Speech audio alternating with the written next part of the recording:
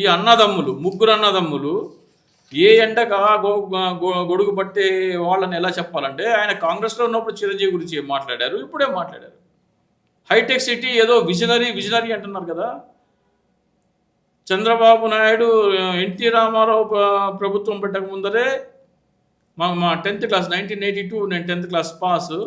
మా computer mark sheets computerized. Okay, computerized ఎప్పుడు 1982లో. అప్పటికి తెలుగుదేశం పార్టీ కూడా పెట్టాల. ఓకే ఓకే అది అయిపోయింది. అది అయిపోయిన తర్వాత ఎన్టీ రామారావు ప్రభుత్వం వచ్చాడు, ఈయనేమో విపక్షంలో ఉన్నాడు. అప్పుడు కూడా ఈయన మంత్రి పదవి లేదు, ఏం లేదు. ఈయన మంత్రి అయింది ఎప్పుడు 95లో. సో కానీ రాజీవ్ గాంధీ గారు నేను 1986 కంప్యూటర్ డిప్లొమా హోల్డర్. నేను 1986లో డిప్లొమా హోల్డర్.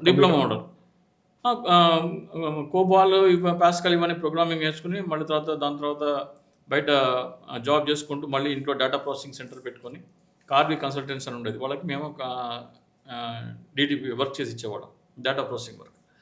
మంత్రి కూడా కాదు కదా.